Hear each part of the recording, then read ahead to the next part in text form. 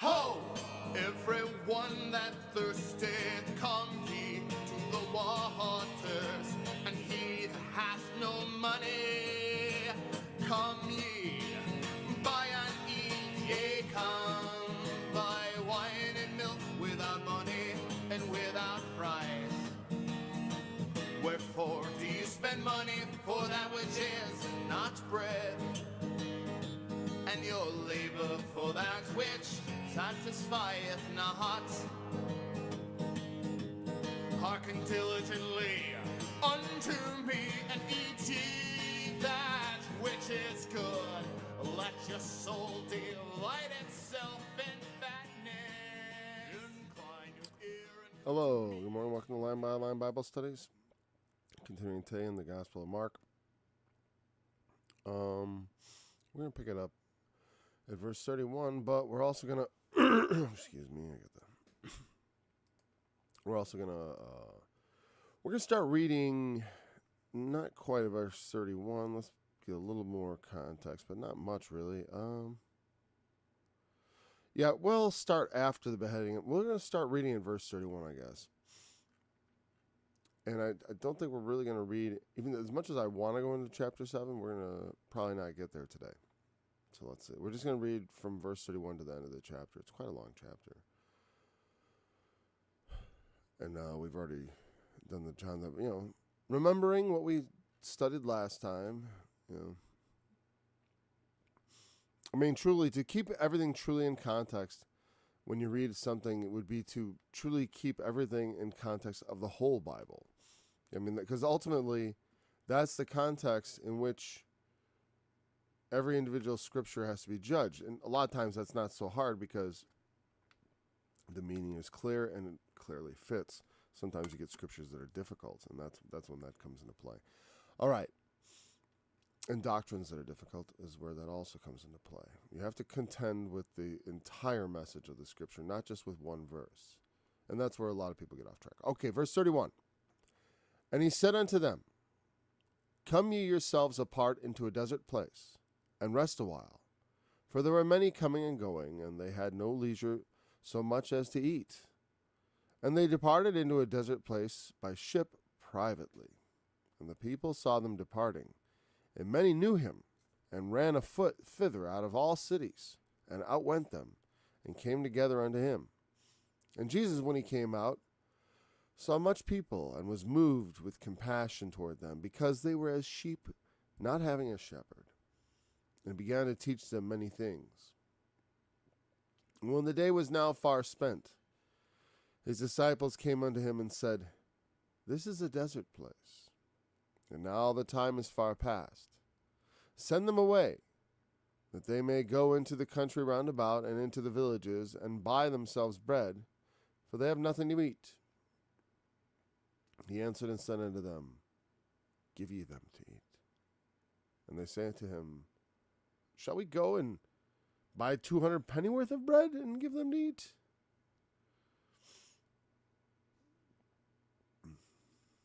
That's still probably a lot of bread, but still not enough. You know what I mean? He saith unto them, How many loaves have ye? Go and see. And when they knew, they say 5, and 2 fishes. And he commanded them to make all sit down by companies upon the green grass. And they sat down in ranks, by hundreds and by 50s. And when he had taken the 5 loaves and the 2 fishes, he looked up to heaven, and blessed, and brake the loaves, and gave them to his disciples to set before them. And the 2 fishes divided he among them all. And they did all eat, and were filled. And they took up 12 baskets full of fragments, and of the fishes. And they that did eat of the loaves were about 5,000 men. And straightway he constrained his disciples to get into the ship, and to go to the other side, before unto Bethsaida, while he sent away the people. And when he had sent them away, he departed into a mountain to pray. And when even was come, the ship was in the midst of the sea, and he alone on the land. And he saw them toiling and rowing, for the wind was contrary to them. And about the 4th watch of the night he cometh unto them, walking upon the sea, and would have passed by them. But when they saw him walking upon the sea, they supposed it had been a spirit, and cried out. For they all saw him and were troubled. And immediately he talked with them, and saith unto them, Be of good cheer, it is I, be not afraid. And he went up into them, and he went up unto them into the ship, and the wind ceased. And they were sore amazed in themselves beyond measure, and wondered. For they considered not the miracle of the loaves, for their heart was hardened. And when they had passed over, they came into the land of Gennesaret, and drew to the shore. And when they were come out of the ship, straightway they knew him, and ran through that whole region about, and began to carry about in beds those that were sick, where they heard he was. Let's read that verse again. And ran through that whole region round about, and began to carry about in beds those that were sick, where they heard he was. And whithersoever he entered into villages or cities or country, they laid the sick in the streets, and besought him that they might touch, if it were but the border of his garment, and as many as touched him were made whole. And I'm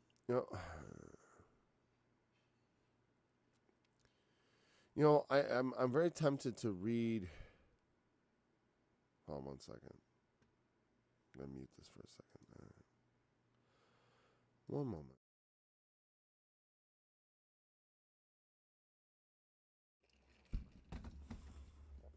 All right, much better.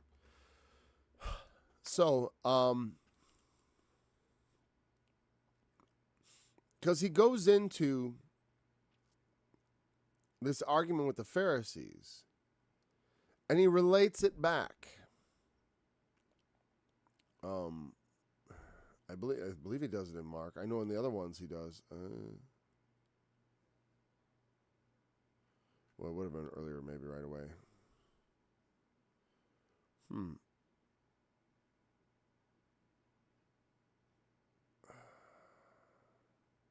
Well, I best either read it or not read it. I think I'm not gonna read it. Well, whatever. I'm gonna just take my. Well, a lot of times we take the text and we want to look at the text right there, but like I said, things have to happen in context. Okay. The feeding of the 5,000. Part of the context is that because it's an event, but it actually has a meaning too. It's not miracles are meant, one, to testify of Jesus. That's why he did miracles. He didn't do miracles just for the sake of healing people. It wasn't just that people do need healing. And it's sort of like, from some perspectives, the people, that bothers them, because they say, why is there so much evil in the world? Well, to me, I would say, why is there any good in the world? If it was truly, it is a good world, but yes, there is evil. And evil is in the purposes of God. I did a study on that because it's part of God's plan. And some people get confused with that because they confuse the idea of evil, which can be summed up in, there are a lot of things that are evil, like calamitous. It's not the same thing to say as wicked or sinful. Those are different ideas. Like an earthquake is an evil that can befall you. And someone can have evil thoughts, which are thoughts that bring about, like murder is an evil thought.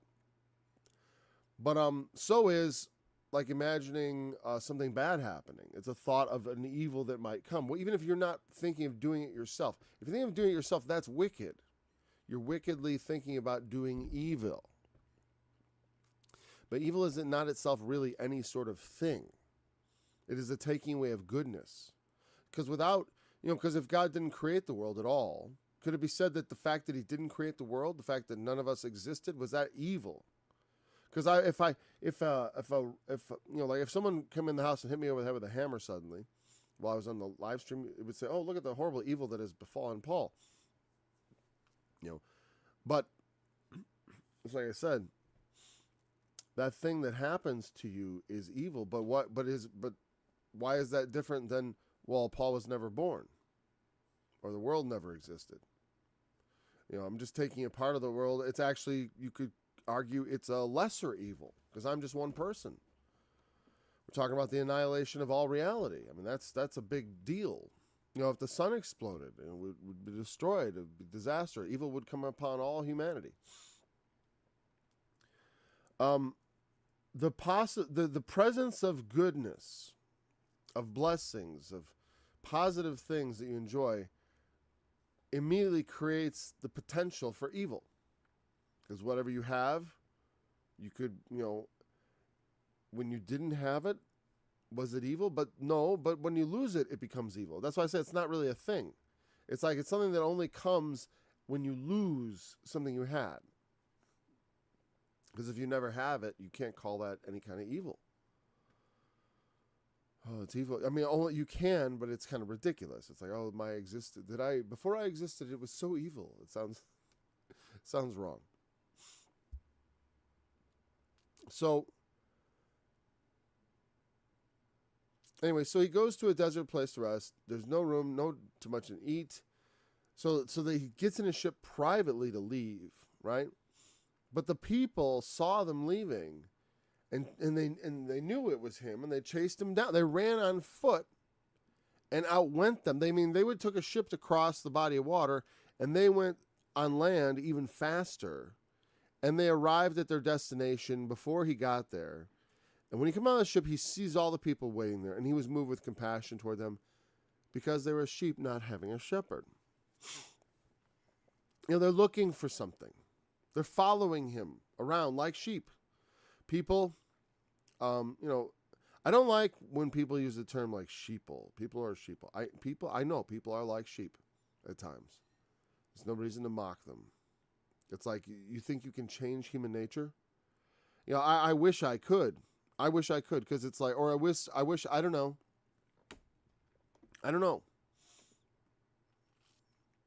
When you see the flock being led astray by false shepherds and stuff, it's like, what do? Break the flock? Maybe. But it's like that. People have no guidance. I think it's a metaphor for how God even looks at man and he sees us and he sees our pitiful state. We're so blind, we'll just follow one another. Whatever the group's doing, let's just go, He knows a lot of the people there. They're not there, because they know anything about him, like they have any sincere commitment or anything, right? He knows the pathetic and small reasons people would come to him for miracles, just like the pathetic and small reasons people pray to God. Oh God, over these little things that seem big in their little lives. But at the same time, we all neglect the greater things, the weightier things. I think I was, instead of saying weightier, I said great, and then I finished it as if I had said, I have something itching my nose. Pardon me.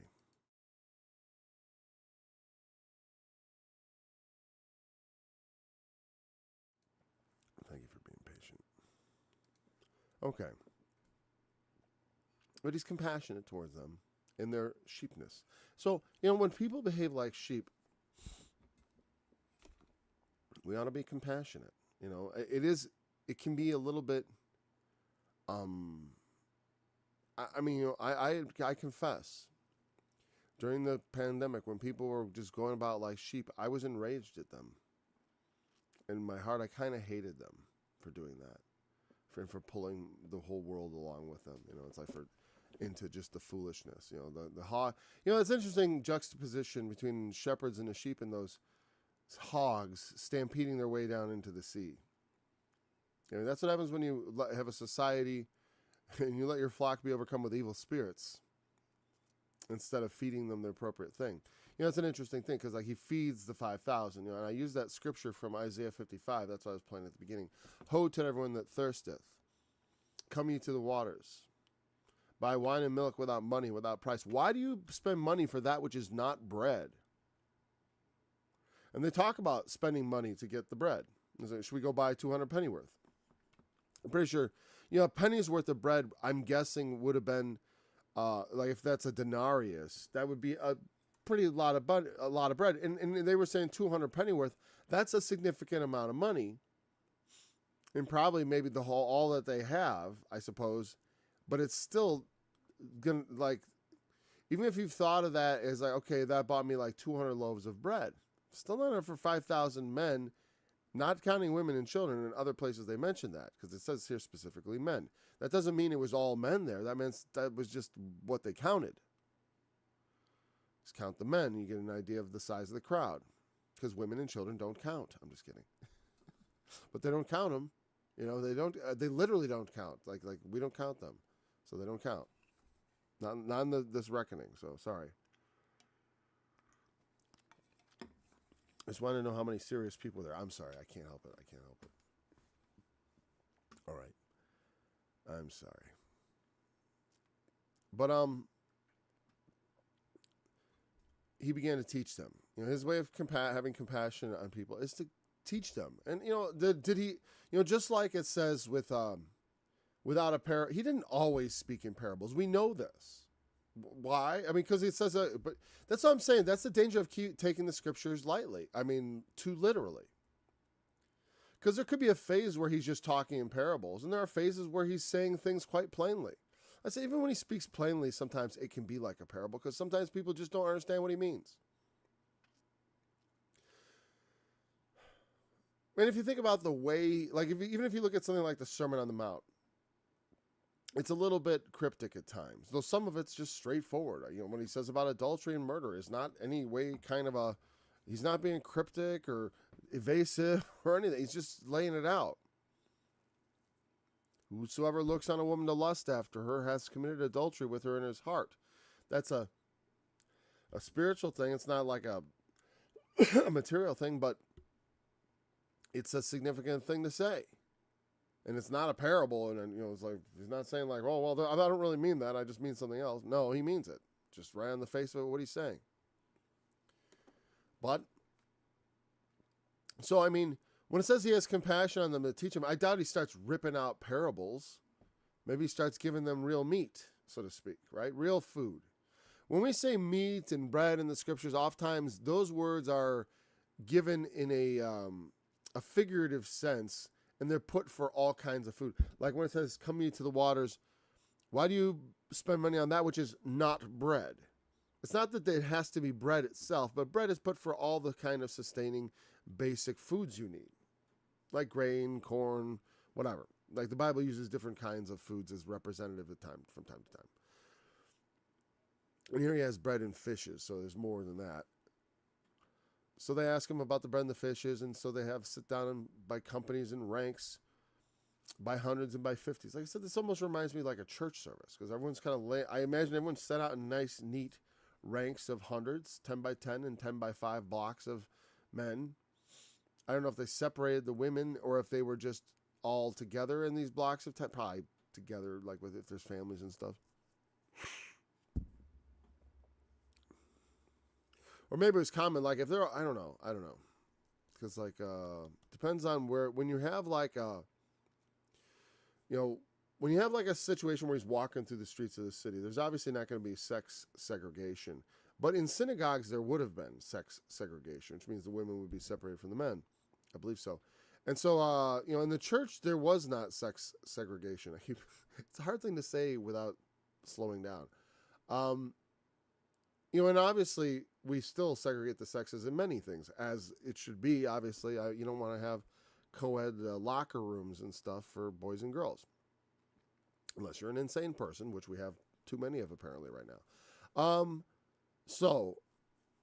The crowd may be sex segregated because he's preaching.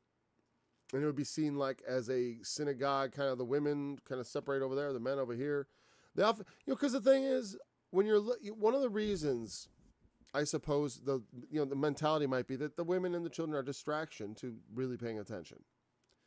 And especially if women are taking care of children. My wife, when we went to church, she barely ever got to enjoy the service. It was definitely not there for her. She would maybe listen to things afterwards. It didn't work well. This obviously works better for a mom. A mom can put this on and do her mom stuff and listen to a Bible study.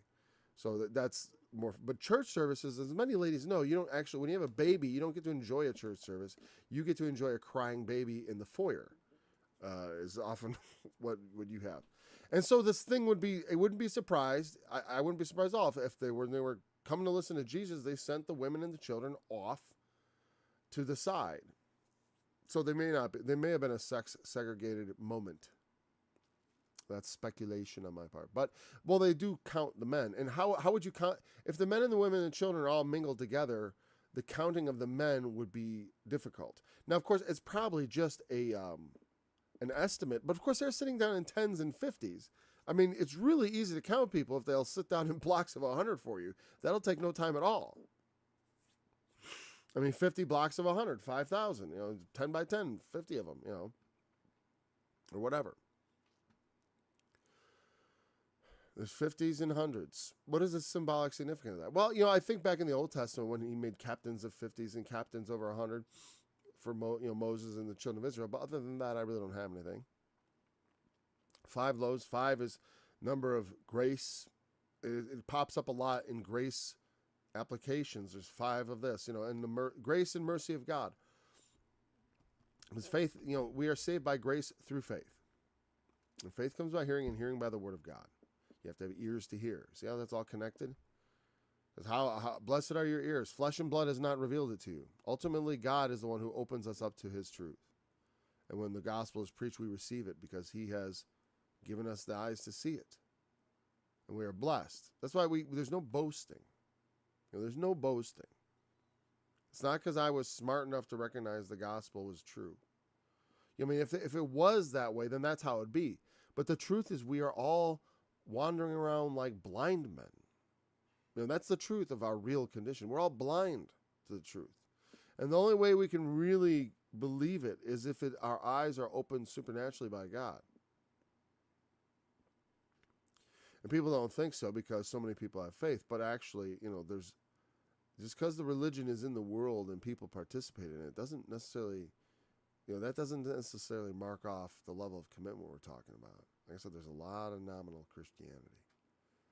And in the end, I'm pretty sure it's not going to save anybody. Being a nominal Christian is a good idea if you're doing it as a way to try to inspire faith. Meaning, let's say you're someone who's like, I don't believe, but I think I should, and I want to.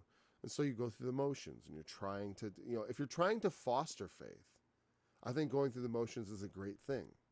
Like I said about anointing with oil. If I pour this out on somebody, do I think it's going to heal them? I don't really think so. But if I have enough faith to use it, maybe it will. And it's not it, of course. We know it's the Spirit of God that does the healing anyways. It's just our obedience to it, our faith in touching the corner of his garment, our faith in being goofy enough to take a bottle of oil and pour it on somebody. Because you feel, and I don't say that way sincerely. I don't call it goofy sincerely. I'm just saying that that's how, as a person, you feel. I'm doing this weird thing. I'm going to anoint someone with oil. It doesn't, next thing I'm going to be doing is wearing tinfoil on my head or something, right?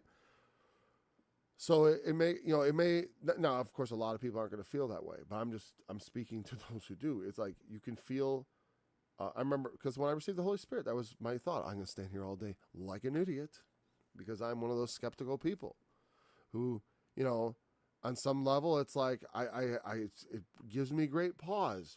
Do I, which is more important to me? Which is more important to me, healing someone or not looking stupid? By failing to heal them and doing something kind of weird, right? Doing something weird and looking stupid. Well, I don't want that. It's more important for me not to be embarrassed than it is for them to get healed, But also there has to be a calling. In a way, like when I received the Holy Spirit, that moment felt perfect. And so I think that, healing also has a moment, and we're called to do things. Here's the thing. We have people say, I wish there were more miracles. It's like, well, how many people have you anointed in the past year? I'm just saying, it says anoint the sick. It says it. People say, hey, it says anoint. What are we anointing with? And I know some people do it. And sometimes it doesn't work. Right? Very often it doesn't work. I don't know. I haven't done it in a while. I have anointed the sick. But I just did a little dab. Should I pour it out? I don't know which. I don't think that matters so much. Like ultimately with baptism, I don't think it matters so much. If you feel comfortable with the fact you were baptized as an infant, like I said, a lot of that stuff is it's like, well, I was baptized. You're not saying it's not. You're not saying I don't have to, which you don't, but you're saying, like as a way of like, I know so much. I have so much knowledge. I don't even need to be baptized. That's how smart I am. I know I don't need it. That's not a good reason not to do it, though. You know what I mean? It's like just to prove your knowledge. It's like it seems a bit small, like small-minded. Like I never anoint anyone with oil because I don't need it. True enough, you don't need it. If I don't have oil on hand, I'm not gonna be like, wait, I can't pray for your healing. I don't have any oil. People often ask, what is the right oil? Olive oil, I suppose. I mean, though honestly, in faith, any old oil will do. Because otherwise, I say, well, you must use organic, extra virgin, cold pressed olive oil. You gotta use that extra virgin first cold pressing. Otherwise, it's not the oil that's magical. It's your faith that makes God move. Remember, you're not trying to move mountains, thank God. You're just trying to move God. If I had to move a mountain, I think I'd probably start with a wheelbarrow. Well, how do you move God? And he is the ultimate immovable object. But he will move for faith. It moves him. And even just them all following him. I mean, that's why he's moved to compassion. Because there's, whatever they're doing, there is a certain, they mock people for acting like sheep, but it's like there's a certain amount of faith that goes into being a sheep. I mean, just trusting to follow what everyone else is doing. It couldn't possibly go badly. I really feel sorry for people who are like sheep. I try not to be. I don't like to. I know the funny thing is I'm very much unlike a sheep. I never thought of it as a point of braggadocio. It isn't. It's just it's just one thing I don't have much of in me. Is I'm contrary. It's not always been good to always be. It's like it's like you can pity the sheep. The Lord certainly understands their predicament. So he feeds them. And then and they all eat and they're all filled. And then they take up 12 baskets full of fragments and of the fishes. And they that did eat were 5,000. So there's 12 baskets. I can mention the 12 tribes of Israel, but I'm not sure what the connection would be. I mean, like as far as, there were 12 tribes. And there were 12 baskets. And there were 12 days of Christmas. I'm not sure I mentioned the spiritual significance of numbers because there's an obvious significance to some numbers in scriptures, and very much, there's a sort of repeating patterns. But I don't, it's like a lot of things. It's like number in scripture is like a side, it's like a side interest. I remember the Bible Answer Man used to always pick on E.W. Bullinger for believing in the Bible and the stars. Have you ever read his book on the Bible and stars? It's fascinating. It's not the kind of thing like I don't know to what degree he believed in it, but it's like the content of what he believed was perfectly normal. But like everything what he did is he looked at the zodiac and he read Christianity into it. It's like the story, and so I didn't find anything offensive about the book. I don't think that's not how but it's the sort of thing like, it's like, well, it's a side interest. I don't see how, as long as the Bible and the stars doesn't conflict with the Bible on my coffee table, as long as they don't conflict, I don't see the problem. I mean, as far as, until like a lot of things, someone starts making it a problem. saying like, we should preach the Bible in the stars, that the Bible is in the stars, and that's what we believe, that the starry Bible is the real Bible, or whatever. Like, you start putting that in the wrong place. You start elevating that doctrine and making it far more important than it would be. I don't mind if someone, like, they have a church and they don't want to have instrumental music and they want to have just a cappella singing. Nothing wrong with having a cappella or singing, or I love the Greco-Roman chanting or whatever. Or but there's some denominations where they make it like a point of faith, like musical instruments are evil and sinful, and and all that. And it starts becoming like a central part of their religion. And it's like those things, like they talked about, the washing of pots and cups, and the way you dress and the clothes. It becomes all about this other stuff. I was criticized once in a church for the clothes I wear. I wasn't dressed wonderfully. I mean, I took the lesson towards myself at the time, but I knew the person was behaving badly and not being very Christian in so doing. So they took up all these fragments. Now, Jesus, in another place, he says, beware of the leaven of the Pharisees, scribes and Pharisees, or Pharisees and Sadducees, or whatever, the religious leaders of his time. He warns them after he does this, and then he explains to them, don't you remember about the loaves and the fishes, how many baskets you took up? When I said beware, and I said beware of the leaven, so what he said about this is beware of the leaven of the religious leaders. And so the increase of what they take in this story, the 12 baskets that are left over, I believe represents the leaven of the Pharisees and Sadducees, because Jesus says, don't you remember how many baskets of fragments you took up? And he was talking about, when he said the leaven, they misunderstood. They thought he meant the leaven of bread, but he meant the leaven of doctrine. Because doctrine, the leaven of doctrine in people's minds means that when you tell them things, it takes on a life of its own. So, like, for example, if someone is, I'm trying to find a specific example without being too general, but I don't want to be so specific. I ran to, like, someone's a Catholic. I'm going to start picking on the Catholics. I don't really want to. So maybe Catholics listening, and I don't really have, whatever. This isn't about disputing with other Christians. It's about just, let's look at the word. So, especially at this time, sometimes I do dispute, but I try not to make that the thing, because there are other ways we can understand this without making it odious to brothers. Some people don't regard them as brothers.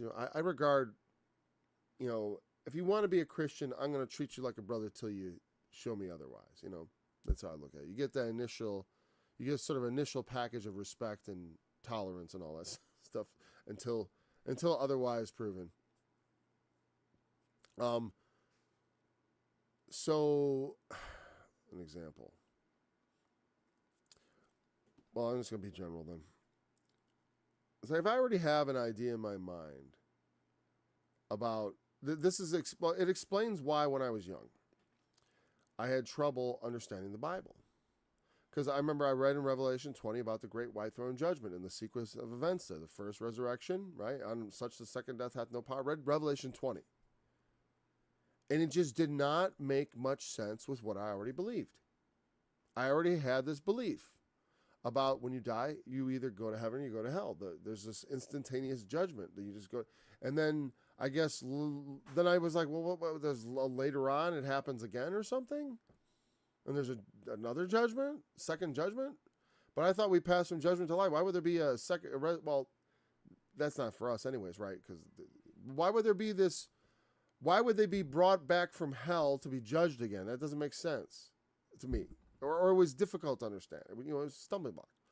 Well, because there's a problem. The reason it's getting all confounded there is because there's leaven involved. There's the doctrine of men. Because I already had a story in my mind, right, about I was already full, so to speak, of doctrine. And so even though Jesus is passing out enough food for everybody, and not too much by any means. He's passing this out, and it's symbolic of him teaching. He's teaching doctrine. But the thing is, a lot of it's getting left over. They can't take it. They can't absorb it because of the leaven of the Pharisees and Sadducees. They already have doctrine that's blocking them from believing. I mean, a good example is the Jews themselves already believing that Jesus is the Messiah. You know what I mean? Like, they have this predisposition now. In the first century, a lot of people hadn't heard of Jesus at all. Like when they went out preaching in the Greeks to the diaspora, because there was already a diaspora of Jews because of the nature of the Greek civilization, and the Roman civilization made it easy for people to migrate out of Judea, and made it also advantageous to, because all the cities were connected and there were business opportunities. Obviously, Paul, his family, he was of Tarsus. He's not Paul of Jerusalem. So I mean, he had Roman citizenship, so his family was probably very cosmopolitan. He was born free. He came from probably a somewhat important family, if you think about it, because he was a Pharisee. I don't think the children of fishermen became Pharisees. I don't think you could afford the robes. You need to have the nice looking garb or whatever. I don't know, but so whenever Jesus preaches, and when we read the Bible, there's a danger that we can't absorb what we're taking in. There's like this free food being passed out, but we can't eat it because we're too full of doctrine. It's going back to the old wineskin thing. You can't put new wine into old wineskins. You can't feed a full person. You know what I mean? That's the problem with the leaven of what you've been taught. It blocks you from learning more. You know what I mean? You're not appropriately hungry for the truth because you think you know it. And that's what's being illustrated here. So, and that's why those baskets are left over. It's because that is the leaven of the Pharisees and the Sadducees. That is their teaching. It represents that. His feeding of them represents his teaching them regurgitating a significant portion of his teaching back at him represents their inability to really understand what he's saying, even if it's not in parables. Wait a second. It's like someone says, Jesus says, whoever puts away his wife is committing adultery. Wait a second. That's not what the Pharisees teach. They teach you can put away your wife for any cause. He says, well, then no, that's not what my teacher teaches. It's this way. And it's like, now, and the thing is, we have such a bias for what we already think. Unless we're practiced at it, which I try to be practiced at. I'm practiced at it, but that doesn't mean I don't have a bias. I still do. And that doesn't mean I always am observing it. Of course not. I can't always keep track of my bias. It's almost impossible for anyone to completely step outside of their bias at all times. At any given time, sure, it's like the thing Lincoln said, you can't fool all the people all the time. You can't always be out of your bias. All the time. There's just no way. Because you'll be caught off guard. You'll be caught off guard eventually. You could try it for sure, but it's like, eventually, statistically, we just can't be that attentive to it. Our biases affect us. And they affect the way we think. They affect the way we process information. And it's a huge problem. Because a lot of people don't even bother to check their biases. They just go with them. This is a huge problem for society. I don't know. In some ways, I'm like, it amazes me that anything even works sometimes. It's like, or maybe it's just not, it won't be long. It's all going to stop working because, people just won't be able to do it anymore. Because we're going to become so dependent and dumbed down, I guess. All right, so then straightway he constrains his disciples. He says, you guys get in the ship. You do it. He tells them what to do. Get in the ship. Go to the other side. Before, it means go ahead of me to Bethsaida. And I'm going to send the people away. So you guys get in the ship and go away. I'm going to send these people. He wants to get alone. So he sent them away, and then he goes into a mountain to pray. Heads over to some little mountain over there and prays, right? So even comes, the ship was in the midst of the sea, and he's on the land. It's kind of a funny way they put that, though. It's like, and he alone on the land. I assumed he was still on the mountain, right? But even come, I guess I see him on the shore. He sees them. It's an interesting thing because we get from even to the fourth watch of the night. Now, the first watch, the second watch, third watch, fourth watch is late. That's like just before dawn. The final hours of the night before dawn are the fourth watch. So this is like you're at your lowest ebb here. Your alertness is like way down, and this is when the special ops come bursting through your windows at 4 a.m. That's the time. This is the time to attack. Jesus chooses the perfect moment to freak his disciples out when they're at their least sort of conscious. It comes to them walking on the water. Don't tell me God doesn't have a sense of humor. Coming to them walking on the water at 4 a.m. That's terrifying. You don't want to see anything like that at 4 a.m. on a little tossed little ship where the wind's against you. Ugh. It's prankster Jesus is what it feels like to me. I don't know. Because, I mean, come on. This is the kind of thing you just do because you can. He doesn't need to do this. I just can't. Because I look at him, I'm like, oh, come on. And it's like they see him walking on the sea. And he walks like he's going to pass them. He walks out there like he's, I don't even see you guys. You know what I mean? He just starts walking like he's going to pass by. And then they see him. Because they assume it's a spirit, a ghost. And the funny thing is, I remember a guy in church, I saying, if I ever saw a ghost, I think I'd freak out a little bit. I mean, at least in the moment. I don't think I'd be freaked out permanently or anything, but like, I'm going to be, a ghost, Right? I mean, like let's say it's 4 a.m. I don't care if it's a ghost. If I see a face in the window, ghost or not, I'm going to jump, right? I'm going to jump because my body's going to tell me you need to get it ready for fight or flight, and I'm going to reset everything. I do jump, man. I jump. It's not necessarily terrifying. I usually jump into a stance, like I go from being like relaxed to being like ready, because that's what you do. I've lived long enough to have been surprised by enough things to, like, one, I'm not easily deceived, but two, I've been in enough close situations to know that jump is important because it gets you ready to spring into action. All right. But you see something out your window or see something unusual like that, of course you're going to be terrified. It's the unknown, strange things. It's like, they suppose it had been a spirit. Just something, some ethereal. Because what else would walk on water? People don't walk, they sink. Only a spirit would be floating out there over the water. They cried out, and they all saw him. And we're troubled. So, I'm sure one person first noticed, and then the rest of them then they're all noticing. And so immediately he talks with them and says, hey, be of good cheer. It's me. Don't be afraid. And he doesn't have to do this, but it is another lesson. When we are often lost at sea, they aren't lost or anything exactly, but rowing against the current and all this, right? Fighting, trying to get ahead, and struggling. And Jesus, just like when he was asleep, he just comes walking on the water like it's nothing. And I think that's part to demonstrate, like it says, peace be still. Have, in the midst of turmoil, learn to be at peace because God is in control and God can calm the situation or not. But whether he calms it or not, we should be most concerned with pleasing him.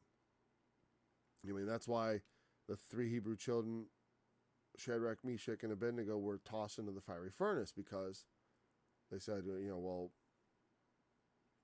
whatever you do, whether you throw us in, God may save us, God may not save us, but we're not going to bow down to your image. To have that attitude. The ship may sink, the ship may not sink. We're going to work hard to make sure it doesn't sink, but,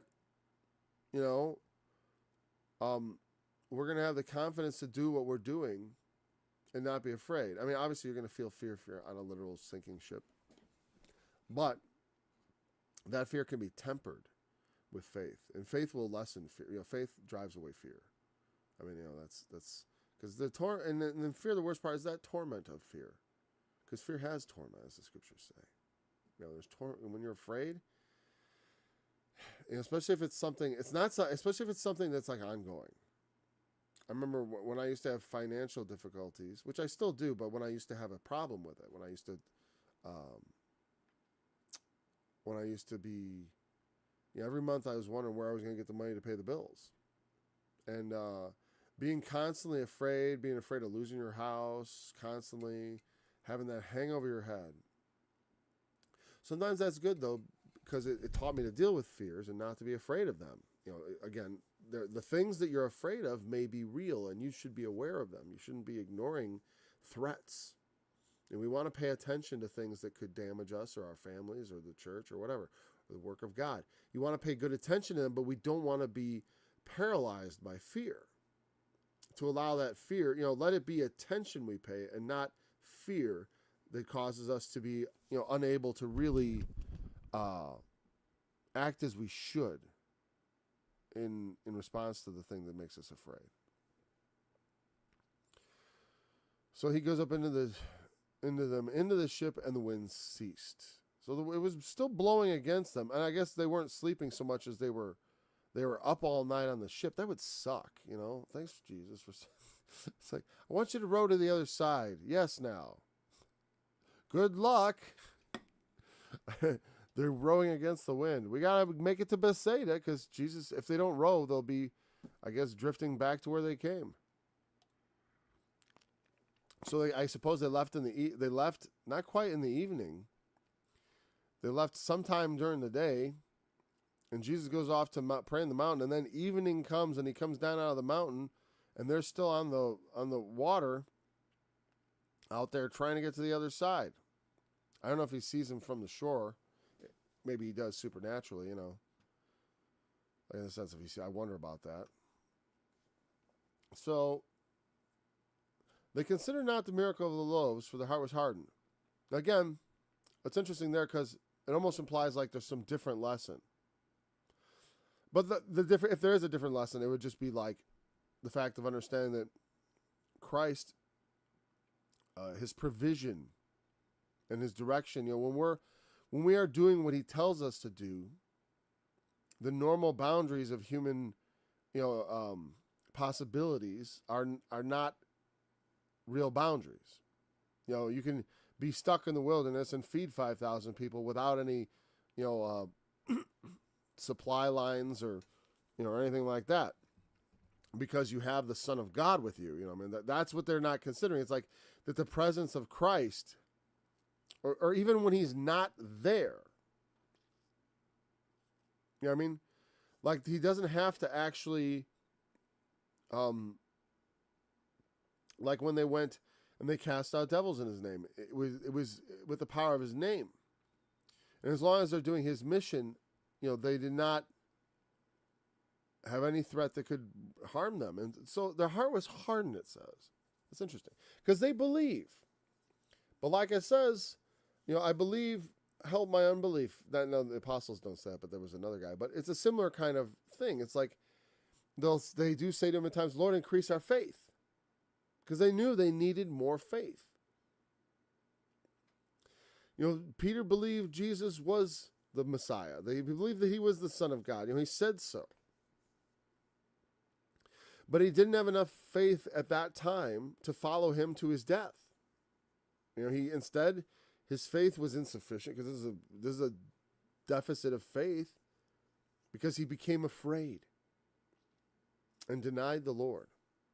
He feared the men around that fire, and the women who identified him as one of the disciples.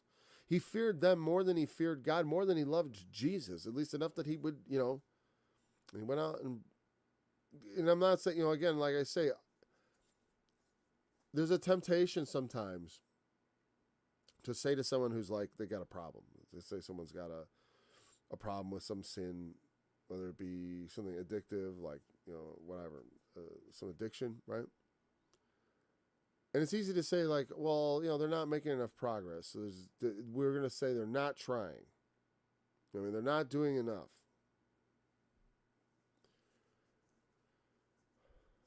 I think that can be so, but it's very easy when you're outside of someone else's situation to know what they have the strength to do. And, to know where their heart is. Sometimes we can, they just got done casting out devils and healing people with Jesus' power. And they came back and they told them all about it, right? That was before that was because that was led to the story about John, which was actually something that when we were looking back, because by the time Mark addresses the issue of John the Baptist's beheading, it's ancient history. It's already passed, is what I should say, not ancient history, but only in a figurative sense, ancient history. It's done. We're not told about it in real time. We're told about it when Herod's thinking John's risen from the dead because of Jesus' fame throughout all the land. There's a prophet risen, a prophet. And they were saying it's a prophet. It's Elias, right? Who has also been considered Elias? John, of course. That's why he makes that mistake. Because people thought John might be Elijah. But she said no, because he wasn't Elijah. Because as it says elsewhere, he came in the spirit and power of Elijah.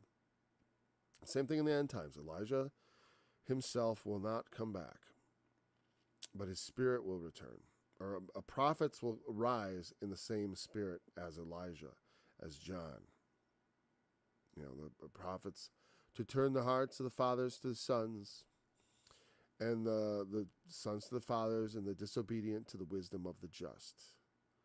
That's part and parcel of what we would expect from an Elijah ministry. It has to be, in this time, you think about it, it's significant. We have a father issue in society. A lot of people don't have one, or they don't know a father, or they grew up without one. It's just really a horrible thing for a child. Children need a father, because it takes one to produce a child. And so the children are made to grow up with a father present and do best when they have one. I know this from experience, because I say present too, because it's not just like, oh, it's good you're married, but like if you're working 12-hour days and you're never home with your family, you're not doing a good job. And so I say, like, I know people who, like guys who went to become lawyers and they end up working until like 7 at night and whatever. And they're off early in the morning. They're busy, making the money, and they're not really raising their family. So I was glad I could spend a lot of time when my kids were growing up. I was actually working out of the home, or self-employed in such a way that I could make sure I have to make sure. There was always plenty of time. I never was in danger of having too much business. Well, I kind of made sure. That's true, though. I had a tendency to limit the number of jobs I was taking, to make time for things. Same thing with, honestly, the Bible studies and everything else. It's like, if I was to work so much to interfere with this, I wouldn't work that hard. I don't want anything to interfere with what I think the Lord wants me to do. And that's how we should be. The things that I think are important in the world are secondary. Making money is secondary to my ministry and also to my family. That's obviously making money. If you prioritize that, you can make a lot of money. But you won't have the life that you could have if you spent your life like living life, as opposed to just trying to churn up the cash. Because I just say working a job is no way to spend a life. Not that we all have to work but just being stuck in a job that has no relevance to you. I feel for a lot. I met a guy, he was an accountant, and he hated it. I can only imagine just accounting for things and just not caring, hating it. Just, Because I could find a lot of work that was not of God that would be fulfilling. I've always said I think I would love being like an architect or a engineer. I'd love to design and build bridges and stuff like that. That would be interesting work to me. I could see myself getting involved in 12-hour days doing stuff like that. So if you find yourself in a job you like, then you just don't make it 12-hour days. Make sure you have time for your kids and your wife. All right. Because the fatherlessness, it's very important. Without it, with it, we have a deep issue in our society. That's why,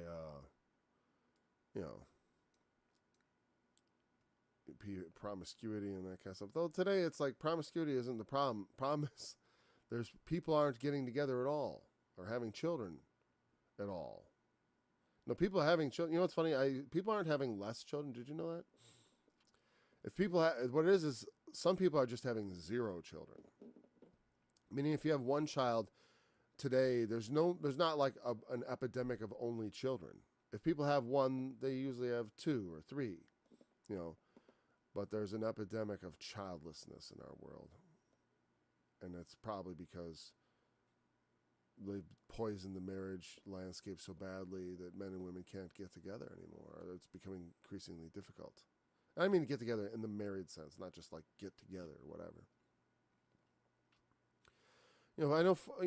Fornication is down, and I'm glad of that.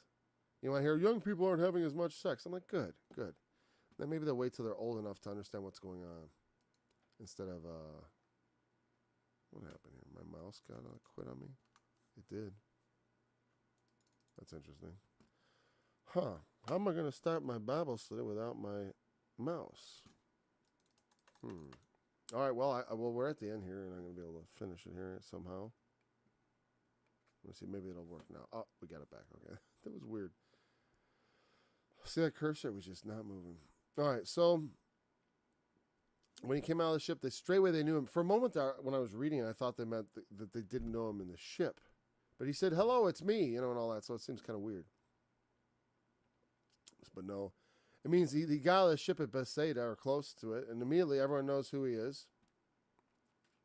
And because his fame has gone so bad that they just kind of, and enough people have seen him because Bethsaida is not like really out of his territory. Woe unto thee, Bethsaida, for if the miracles that had been done in you had been done in Sodom and Gomorrah, they would have repented and remained to this day. Those that were sick, they heard he was. So they're bringing him around, and he's healing all these sick people. If they touch so much as the border of his garment, they're made whole. It's not because his garment is anything special, of course. It's because of the faith. When he finds faith, the virtue, the power goes out of him. Now, anyone who believes, that's why it's like he's walking around, and if people believe, they are made whole. And this is to testify. But it does get a little bit, because of this, it causes great friction. Because, of course, just like in our political world today, I mean, Jesus is not an insider. He's from Galilee. He's not a Jerusalem Pharisee or whatever. I mean, it's probably not from the Galilee, but sometimes they say stuff like that.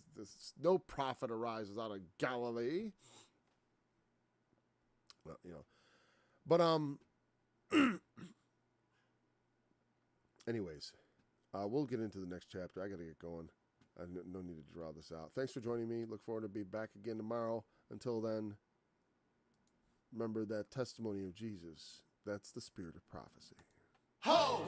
Everyone that thirsteth, come ye to the waters, and he that hath no money, come ye, buy and eat, yea, come, buy wine and milk without money and without price. Wherefore do you spend money for that which is not bread, and your labor for that which satisfieth not? Hearken diligently unto me, and eat ye that which is good. Let your soul delight itself in